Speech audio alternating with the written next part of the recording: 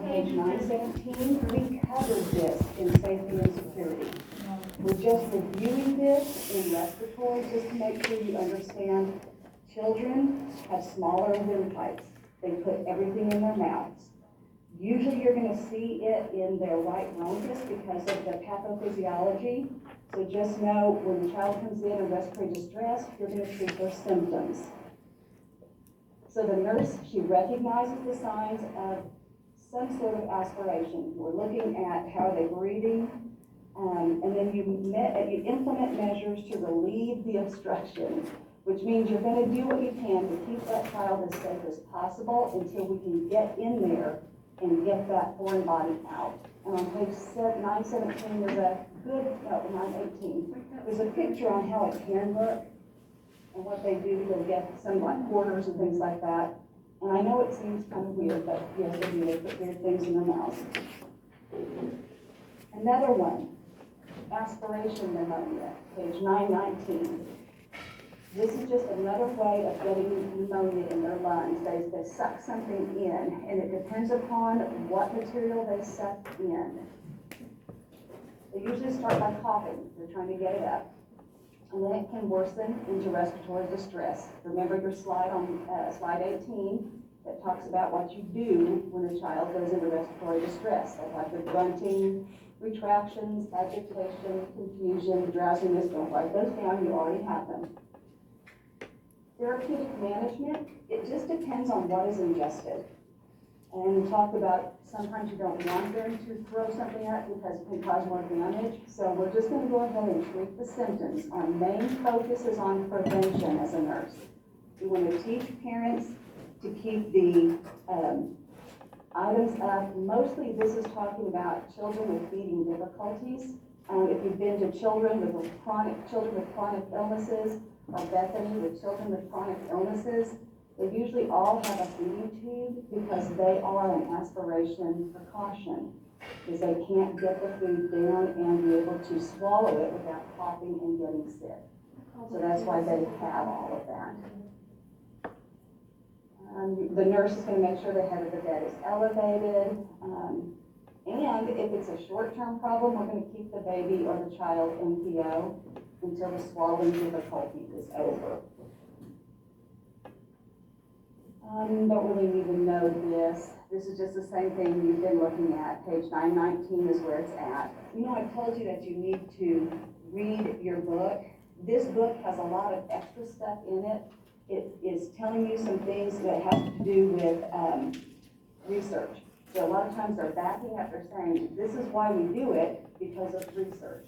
So what I want you to zero in on is what is the condition we're talking about. But the biggest thing is what are you going to do about it as a nurse, okay? So if you understand the pathophysiology on it, you can probably figure out what the nurse is going to do. Okay, so this is another way of, this is on page 919 and 920. This is just another way of them swallowing something. So this is your gasoline, your motor oils, and I know that that's weird, but think of pica. We talked about that in nutrition lecture. They eat things that are non-nutritive just because out of this whatever desire, either it's a lack of or there's a psychological problem, but they're going to swallow things that don't taste good. So we're going to teach the parents to keep those chemicals up and keep those things well out of their reach so they can't get to them.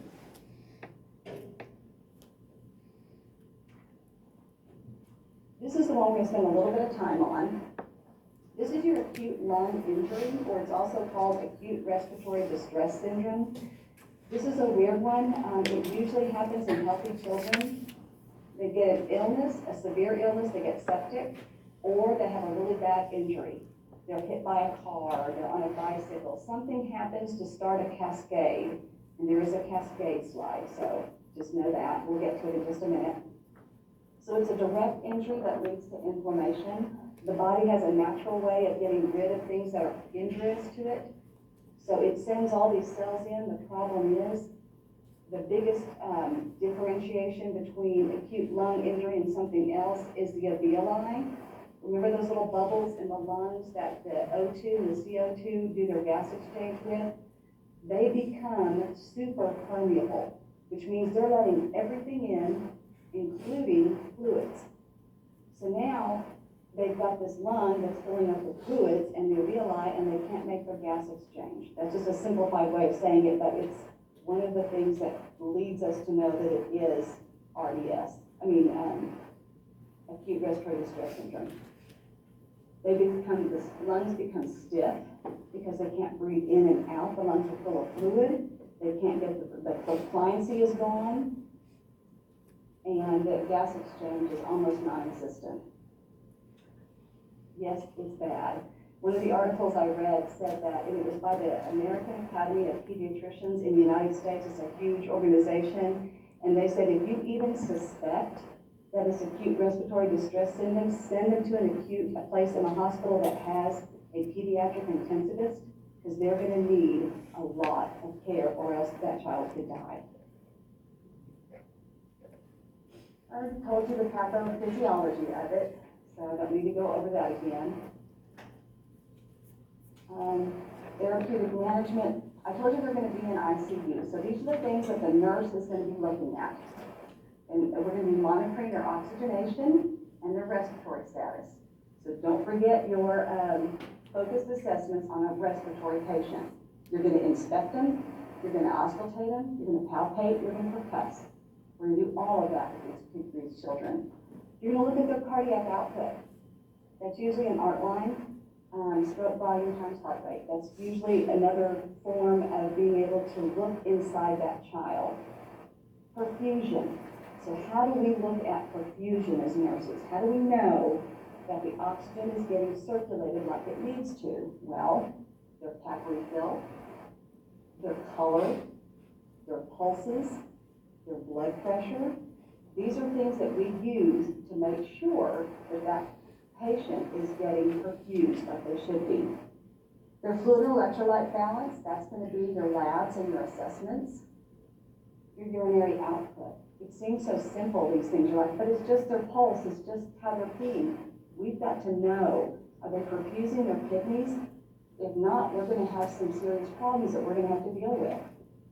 ABGs, we're going to be looking at their blood gases and their pulse ox. So these are the things that you're going to do with a client with acute respiratory distress syndrome or acute lung injury in the ICU. So just know the things that the nurse does. You are not going to be an expert ICU pediatric nurse by the end of this course. This is just saying use your basic nursing to make sure that client is getting better, or do they need more help. They're usually on a ventilator, so they're going to be getting nutrition some other way. They're not going to be eating. They're going to have a lot of IVs. Your book talks about the multiple different types of IVs. Pneumonia prevention, because you don't want them to get a ventilator-acquired pneumonia, so usually it's an inline suction, or you're just going to make sure you're not introducing more pathogens into the body. And your skin assessment, because they're on bed rest. You're going to make sure that their skin is not getting any type of red marks on it, injury, decreased blood supply to it. Take a breath for a second. This is on your slide. You don't have to memorize it. This is just the cascade that happens. You get an injury or an infection, and within 72 hours, usually, it may not happen immediately, but within 72 hours, you start this, what they call a cascade. It sets it in motion, and then it takes a lot to stop it. You got to stop that cascade. So you have inflammatory response, alveolar capillary permeability. The lungs, they're not ventilating very well because they're stiff. Pulmonary edema, decreased surfactant production, so those bubbles are not, they're going to start having atelectasis is what they're going to do. Oxygenation is compromised, and multi-organ damage is the end result because they aren't getting the oxygen. So this next one can lead to acute respiratory distress syndrome. So this is your inhalation injury. This is smoke and carbon monoxide. We're going to talk about two different kinds. There are 6 slides, but just hang on, I'm going to walk you through them. Page 923 is where you'll start seeing this, and it depends upon whatever it is that was inhaled. We're going to talk about why that is so important.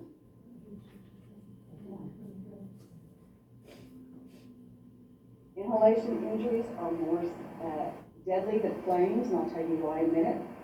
Local injury, systemic injury, and therapeutic management are what we're going to talk about. Excuse me. Get these out on me. So the first thing the nurse does when you see a child in the ER, or maybe you're on site, do they look like they've been exposed to fire, right? Have you been in an area? What do they look like to you? So do they smell like smoke? Is their hair burn? Do they have soot around their nose and mouth? You're not going to sit down with a piece of paper and say, tell me where you've been today, because they're in trouble. You're going to go ahead and look at that child and see if you can figure out what's going on. So what do they look like? Do they have a hoarse cough? Are they increased inspiratory and expiratory stridor? They're really having trouble getting that air in and out. So they're making that really squeaky sound. They're going to be tachypnic, tachycardic, and abnormal breath sounds. So that indicates that you have looked at your patient, you have auscultated their lungs, you have counted their respirations, because remember, respirations are your #1 indicator of how a patient is doing. You have counted those respirations. You haven't just guessed, oh, they look fine. So you have done all of that as a nurse. Yeah. So why is this such a big deal? So early carbon monoxide poisoning, the problem with carbon monoxide is that it doesn't have a smell, and it really doesn't, you can't see it. So they may not know that they have carbon monoxide, but when you breathe carbon monoxide in, normally when we breathe in our oxygen, our red blood cells grab a hold of the oxygen and take it to all the places they need to. But carbon monoxide is stickier, so the red blood cells stick to it. Your book says 230 times more. So that just means they're going to, what they normally would be taking oxygen to all your vital parts, your brain, your kidneys, your feet, your fingers, everywhere. They're now taking carbon monoxide to it. So think in your head, oh my goodness, they're not getting oxygen to all the important parts. What are they going to look like? Okay, let me look at that here in a second. So it says that it can lead to ARDS in 24 to 48 hours after injury. They've got that inflammation going. We're going to suspect they're going to start having acute respiratory distress. Late complications can be pneumonia in the bronchi or pulmonary embolism and airway compromise from the eschar or the black tissue that's been after a severe burn.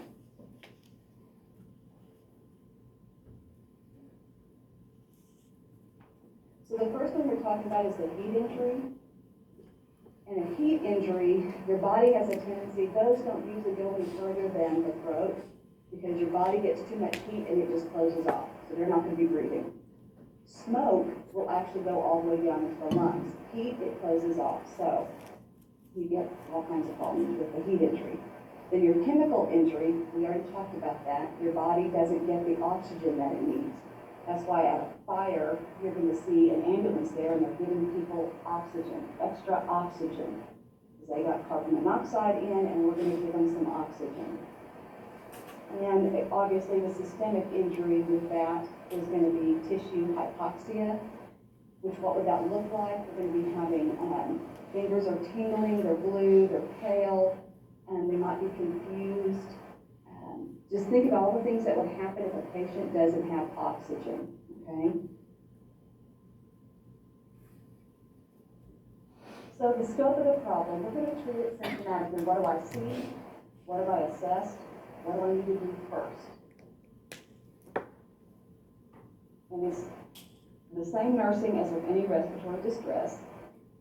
Your goal is to maintain a patent airway and effective ventilation. Is their airway open enough to take air in? Are their lungs compliant enough to go in and out, to ventilate? Okay, so those are the two parts of the respiratory system. Are they moving air? What is their work of breathing? You're going to monitor their vital signs. Again, remember one indicator of how a person is doing is their respirations. You can give them some medicines. Bronchodilators will help smooth smooth out those inflamed bronchioles and relax them a little bit so that they can breathe in a little bit easier. Humidified O2 and your inhaled corticosteroids will also help with the inflammation. Later on, after we're getting more stable, we're going to be doing chest PT, fluid replacement, and the management of their intake and output. We want to make sure that we haven't injured any bodily parts in this process.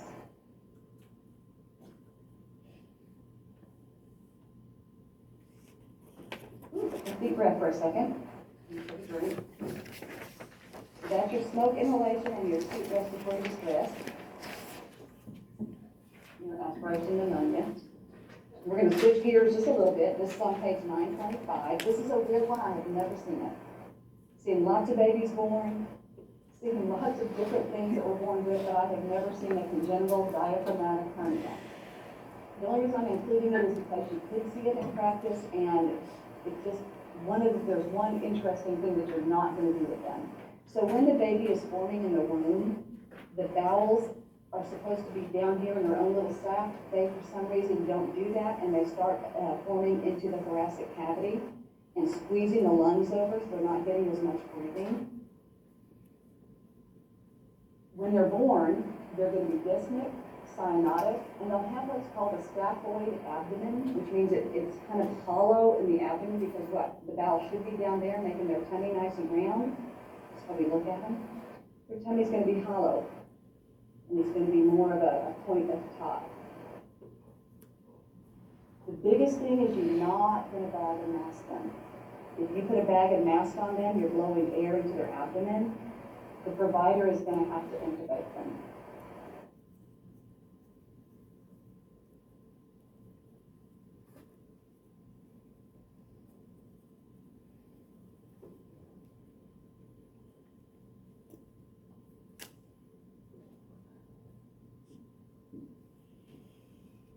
All right, allergies. This is on page 927.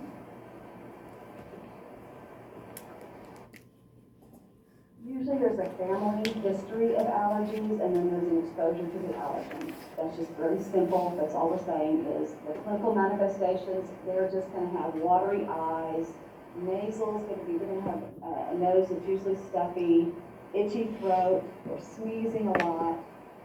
And I had a slide on what's the difference between a cold and allergies. We'll look at that in a minute.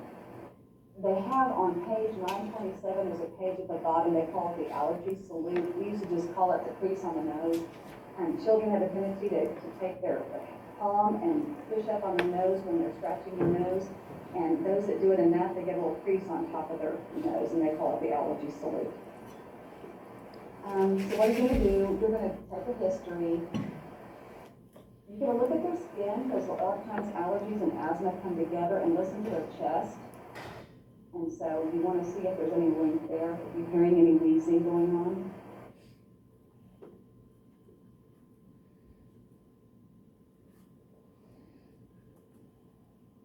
In your therapeutic management, then you can identify what they're allergic to and avoid it. So there's different ways to do that. There's tests they can do. Then there's treatments they can do with allergy meds. I told you before that we don't usually use antihistamines, but in allergies you go ahead and use antihistamines because it's an allergic response. You want to reduce that swelling and the irritation.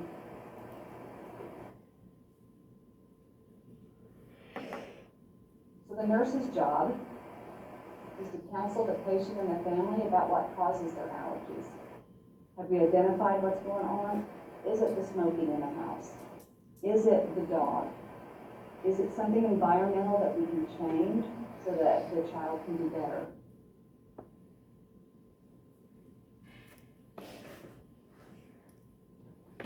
And you want to prepare the child for the test. They're going to have to do tests. Your book still talks about the skin test. A lot of places I know are doing the blood test rather than the skin, but just note they do testing to see what they're sensitive to. And they may need what they call therapy, which is usually injections of whatever it is to desensitize their skin to the allergy, or the body to the allergy.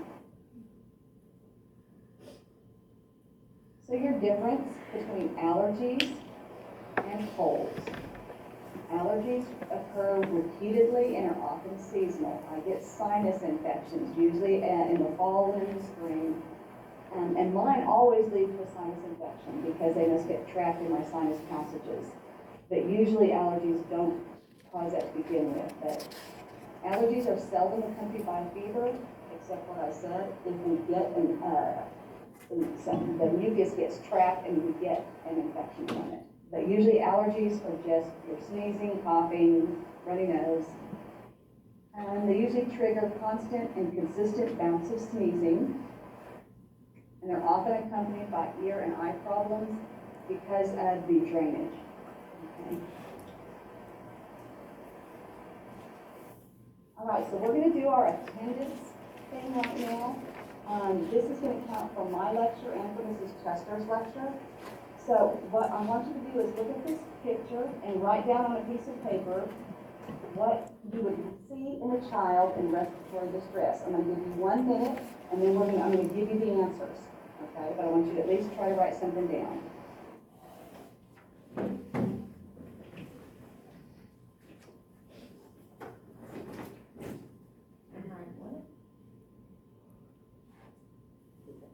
Right, what?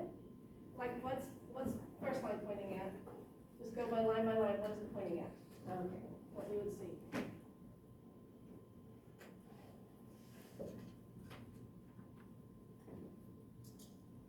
What you see in the nasal area, the chest, stomach, fingers.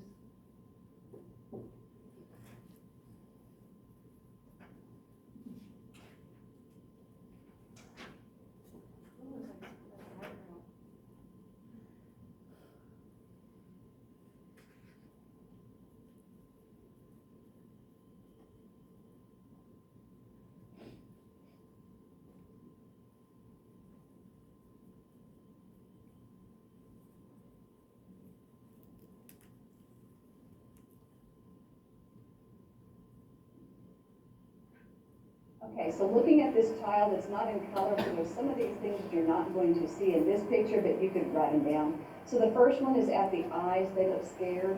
They could be apprehensive. They could be anxious.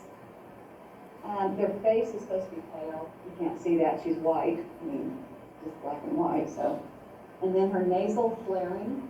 That's also an indication. And then you have the fingernails. They can get cyanotic, or at least less pink, dusky looking.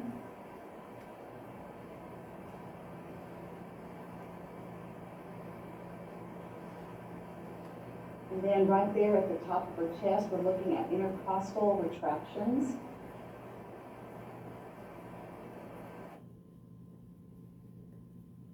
And we're looking at her abdomen. She has rapid breathing. So she's scared, pale, cyanotic, nasal flare, or cyanotic fingernails, nasal flare, intercostal retractions, and rapid breathing. So if you'll just send those to me on today's post, it'll be good for your attendance. If this child were leaning forward with her hands on the ground, you would call it a tripod position because they're trying to get that. It's instinctive to try to breathe, and she can do it at this age. They're trying to get that posture so they can breathe better. Ooh, let's hit asthma. So this is, and there's 10 slides, don't panic. What page is that? 932. So it's a chronic inflammatory disorder of the airways. They also call it a reactive airway disease. There is an overreaction in the airways. They call it a bronchial hyperresponsiveness. I'm going to cover that more in the next slide. But there's 3 things that happen. You have a tightening of the airway at the top, so the airway is not as open. You have increased mucus production. That's why they're coughing and why they're having trouble with their breathing. And then they get bronchial spasms.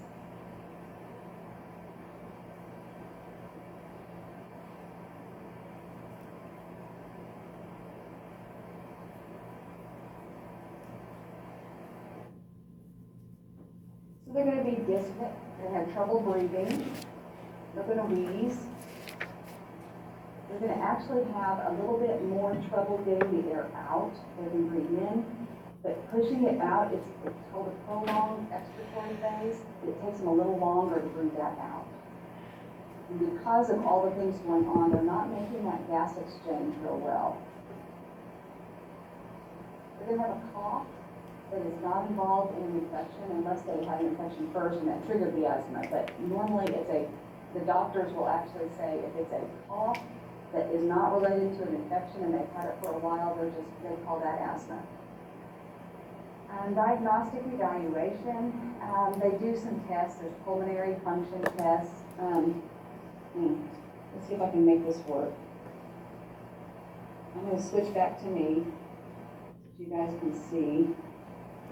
Hope you can see me. Can the other side see me? Yeah, we can see you. Okay, good. Thank you, Tori. Okay, so this is your little meter. It's so simple and it's so easy to do. All we're going to do is breathe out as strong as they can for 1 second. And it makes these little, and it makes the little red mark go up and down. And that way you can see, you usually take an average after 2 weeks. They use this when they're well. And then after 2 weeks, they look at it and that gives them an average of what their best should be. This is where I should be, and we'll know more about that when I get to the slide, when I talk about the action plan. All right, that's all I wanted on that. Go back to the computer. You do not use it to determine how bad the disease is. This is just a gauge so that the patient and the family know, oh, they're starting to be less on their breathing. We better get on top of this. It's a gauge. So therapeutic management, it's all meds. We can't go in there and physically make those, that bronchial tree open up. We cannot make the mucus stop. We cannot make them have that exchange. So it's all about the meds, and I'm going to go over that here in just a second. And education, making sure the family knows how important it is. So we'll go to that in just a second. Just look at this. These are some of the risk factors that we look at. The age, the atopy, which is the hypersensitivity or allergic response, heredity, did their family have it, gender, boys have it more than girls until they reach adolescence, and then girls start catching up with them. Mothers, if they've been smoking when they were pregnant, smoking also with grandmothers. African Americans are at greater risk. Previous life-threatening attacks, sometimes that can trigger the asthma. Something can trigger it. Lack of access to medical care, psychological and psychosocial problems. And there's a linkage to the allergies and inflammation genes. Don't know that one. Okay, so don't need to know the types. I just want you to look and see there are different types. There's severity and there's how you manage it. Because we're trying to give them the best life they can have with the most normal life. But sometimes their asthma is resistant. So there's stage 1, 2, 3. This is on page 929 and 930. Don't have to know it. Just wanted you to recognize there are times when they have trouble getting the medicines to control it. Okay, so the drug therapy. Page 935. Long-term control meds are going to be your prevention. Your inhaled corticosteroids. There's actually a paper on what meds you give first that doctors use. You don't need to know that, just know there's long-term and there's short-term, which is your fast-acting or your rescue breathers.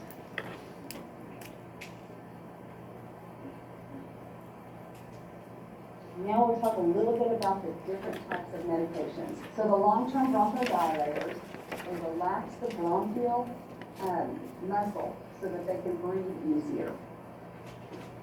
Those can be used for both short-term and long-term.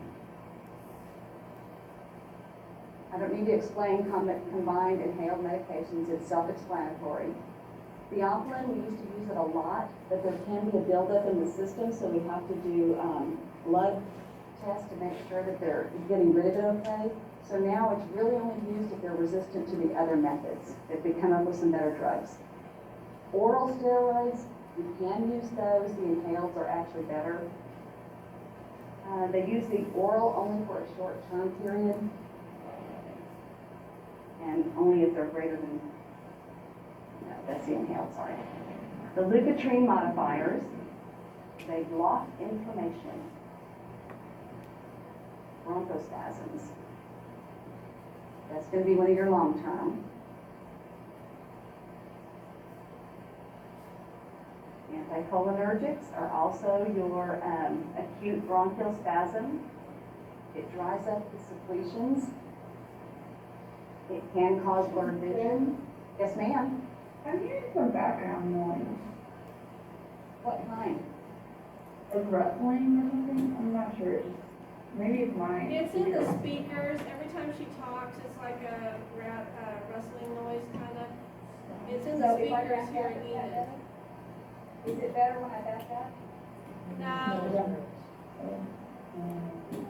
Turn it down just a tad. Okay, it wasn't doing it before. I don't know. It just started. So. Just started doing it.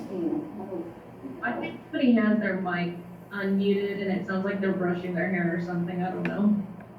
Exactly. Okay, so maybe check your mics and make sure they're all muted. Your anticholinergics. That's for your acute, your bronchospasm. We just talked about that, sorry. Your EpiPen, a lot of times the allergies are caused from, your asthma is caused from allergies, so getting them an EpiPen is very, very good because they may go into an attack and need it. Magnesium sulfate is used as a muscle relaxer.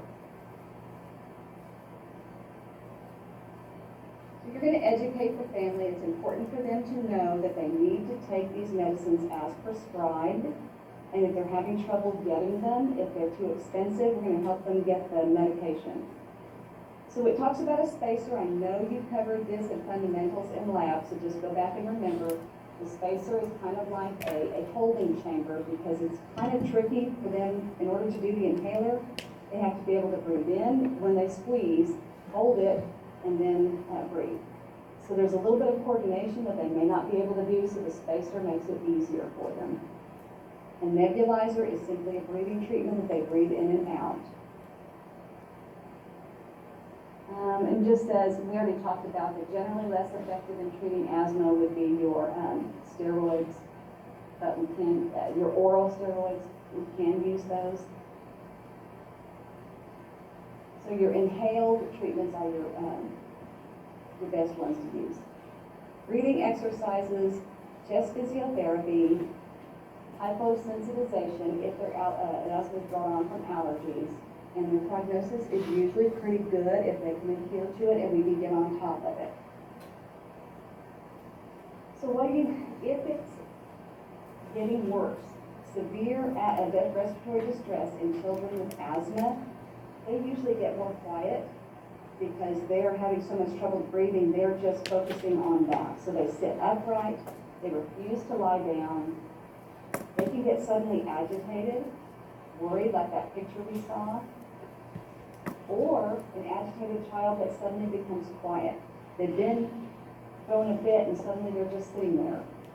Their skin gets kind of wet and they're pale. This is on page 933. There's a little yellow box that describes what the child looks like and the nursing alert. Status asthmaticus just means it's been resistant to treatment. We want to, on page 938, we want to improve ventilation and oxygenation. That's our key. And so these are some of the treatments that they can go through. I thought the heliox at the bottom was interesting. I hadn't heard of it, so I looked it up. That's helium and oxygen. And helium, if you think about a balloon, is lighter than air because if you fill up a balloon, it floats. So it's able to get the oxygen in better. So they have used it, but when I looked it up under some of my resources, it's controversial. Just know that's what that is. So whenever a child comes into the ED or that you see maybe in a clinic and they're having an asthma attack, you're going to focus on your respiratory assessment, your inspection, your auscultation, palpation, percussion. Then you look at your pulse ox, your rate and effort of breathing. We've already covered this. This is just your regular thing you're going to do when an RDS patient comes in. But we're also going to be paying attention to their wheezes. After you've got them on treatment, O2, you can do it at the same time. Your book says after, but usually we're going to go ahead and give them the treatment and give them oxygen all at the same time. But that's their opinion. So the nurse will also review their history. How have they been doing? Have they been able to play like normal? Have they been able to take their medicines okay? Have they been feeling okay? You want to do an assessment of their home life and their playground that they play on. The attitude of the parents. How involved are they? How aware are they? Are they getting the prescriptions filled? If not, why not? It may not be because they don't care. It may be because that thing costs $70, an inhaler, and then the child wastes it. There could be lots of reasons. So you want to educate them on how the meds work and the importance of adhering to the plan. And there is an asthma action plan on 942. I love pieces of paper to give parents. And this is one you can help the child. The child can use that little peak flow meter that I showed you guys. He can use that and post his little scores on that action plan. And it tells him where he's at. Oh, you're in the green today. You're doing good. Keep doing what you're doing. Oh, the breathing shows a little bit in the yellow today. Let's contact the doctor and see if we can get you some more medicine. Or they're in the red zone, we're going straight to the ER. Cystic fibrosis. I'm sorry, I can't hear you.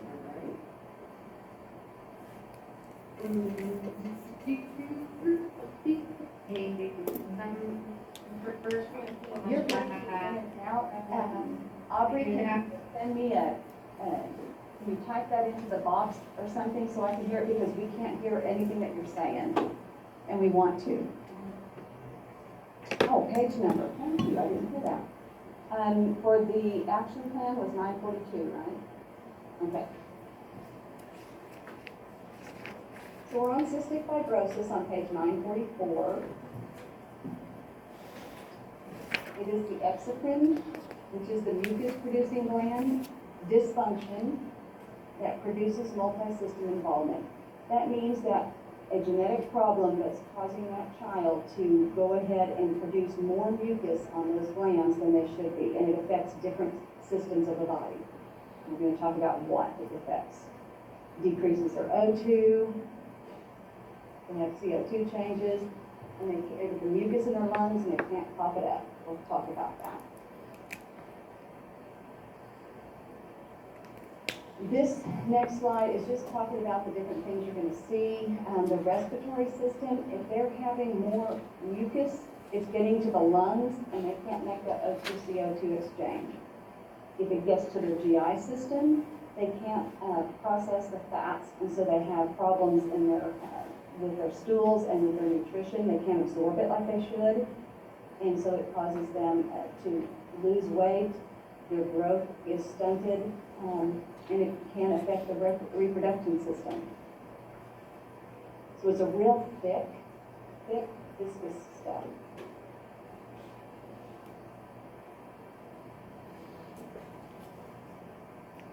So the respiratory is usually in almost all of the CS patients because of all the extra mucus. Because the mucus gets stuck in one place, then bacteria is just a prominent place for bacteria to set up and give an infection. So they're going to have multiple hospitalizations because of that. They can't cough it up. So we want to do things to help them cough up that mucus. It's stuck down in there. Again, it decreases their O2-CO2. So when you have that problem, the alveoli cannot make their exchange. They have hypoxia, hypercapnia, and acidosis. So the O2 goes down, the CO2 goes up, and they're acidic. So they can go into respiratory distress pretty quickly. And next slide is just the different pathogens that cause trouble, and we're not going to worry about that. It's just there's some that do, and that's what we normally treat.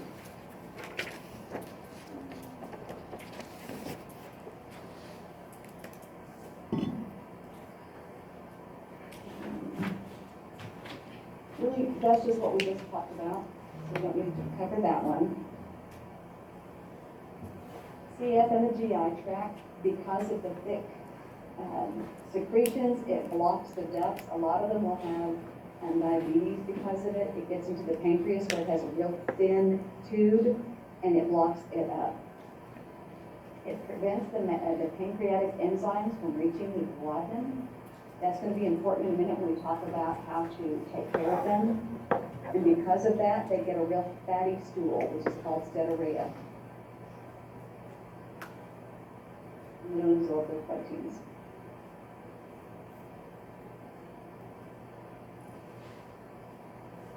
I already talked about that, how it can lead to diabetes mellitus. And don't really need to know that part. Okay, so presentation, delayed puberty in females and usually sterility in the males because the exocrine gland can affect their reproductive system. Children taste salty because of the chloride, increased chloride in their body. They get dehydrated, hyponatremic, hypochloremic, and hypoalbuminemia. What I want you to remember about all of this is it affects the respiratory system and it affects the GI system. Those are the biggies. So we're going to help them breathe and get that mucus up, and we're going to help them with their diet so that they can actually gain weight and develop like they're supposed to. So they have a sweat gland dysfunction, and your book talks about it very clearly about what it does in the body.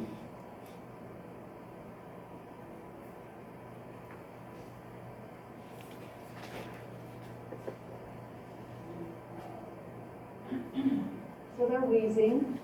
They have a dry, non-productive cough. That fluid, that mucus is in their lungs, and so they have a dry cough. They want to cough it up, but they can't. Obstructive emphysema, so they have the air trapping. They have the patchy atelectasis. That's because their the alveoli are collapsing, so they can have a collapsed lung.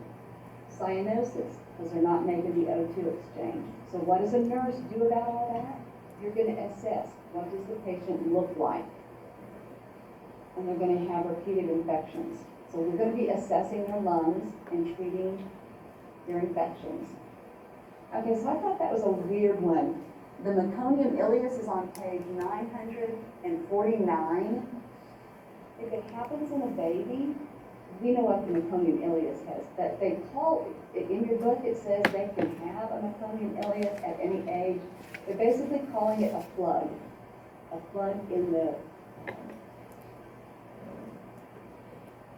abdomen. So they're not able to, they get fatty stools and they can get constipated. Distal intestinal obstruction syndrome is what they call it. Tissue wasting and prolapse of the rectum. So that's part of the GI. So what are we going to do? Well, test physical therapy to help get rid of the secretions. Bronchodilator medication, expiration if they're on the breathing, aggressive treatment of pulmonary infections, so they can even have the antibiotics at home. This is on page 948, and aerosol antibiotics, steroid use, and non-steroidal anti-inflammatories. They can do transplantation. Some of them have been successful. And the goals, we really want to help them live as normal a life as possible. Prognosis has never been very good. It's getting better with some of the treatments we've got, but it's usually just assisting them to adapt to this chronic illness. And most of them don't live past the age of 20, but they are starting to live longer. So you can imagine it's pretty stressful on the family. We talked about the pancreas getting blocked so that they can't absorb all their fatty foods.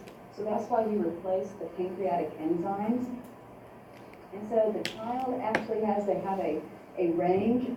So if they're eating more fat, they can take more pancreatic enzymes with their meal or their snacks. So they got more fat, they're gonna take in more enzymes, and they have, it goes by, I've got it written down here, 2,500 units of lipase per kilogram per meal. That's their range. You don't have to know that. Just know that they can manipulate their enzymes and according to what their diet is. So we want them to have a high protein, high calorie diet and as much as they can and 150% of their recommended daily allowance. So if we're allowing them to have 2,000, we're going to bump them up to 2,500. We're going to let them have, 3,000. We're going to let them have almost twice as much as everybody else because they aren't absorbing the nutrients like they should. Even things like the vitamins that we have, the A, D, E, and K, which are your fat-soluble vitamins, they can't absorb those, so they can have a water-soluble form of that. And then these are just different things that we take care of if there's a problem. Support. We need to get the parents hooked up with a CF support group. Make sure that they are getting help. Those support groups are good for lots of reasons. They help them with resources. They help them with emotional problems. Children need lots of treatments multiple times a day, so they may need help with those, giving the treatments, or just support giving mom a break. They have frequent hospitalizations due to infections.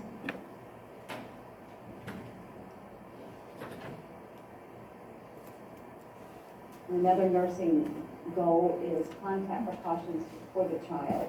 He's not going to give us anything, but we can sure give him something because he's immunocompromised. He doesn't have a great diet. He's not absorbing the medicines like he should. There is a decreased life expectancy for children born with CF. And if they do have that meconium ileus at birth, we start suspecting CF at that age. So we want to make sure their nutrition is good, preventive and early aggressive treatment of infections. We want to make sure everyone's getting their vaccines and they're getting their vaccines. Pulmonary hygiene, are we keeping their lungs cleaned out? There is new research and hope for the future, if you can see on that. So we're not quite as depressed at the end of this lecture. One of our instructors last year actually had a client with CF at home and was able to tell us that they were still very active and doing well. So that's kind of good. I had several of them when I lived in another place, and they didn't survive. It was a hard thing. Okay, one more thing for me, and then I'm going to give you guys a break, so hang in there. Obstructive sleep apnea, all you need to know about this is that it is different in children, manifest-wise, than it is in adults. This is on page 952. Adults usually are sleepy during the day. Children are usually irritable or behavioral problems. They believe it's because of enlarged tonsils and adenoids, and so they can get those taken out. So your nursing care, assessment, taking a history and physical on them, and does your child snore at nighttime? Do they have, you notice that they stop breathing? They change their behavior? Are they starting to act cranky and they didn't used to be? That sort of thing. History and physical, we're looking at their growth patterns. Their school performance can go down. They are affected by this, by behavioral problems. And then we get the diagnostic testing done and counseling and support. That is it. I want to let you guys go for 10 minutes, and I will